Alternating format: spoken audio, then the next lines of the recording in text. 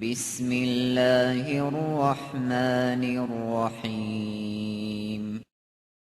إذا زلزلت الأرض زلزالها وأخرجت الأرض أثقالها وقال الإنسان ما لها يومئذ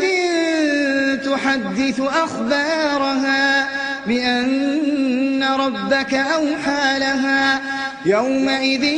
يصدر الناس أشتاتا ليروا أعمالهم فمن يعمل مثقال ذرة خيرا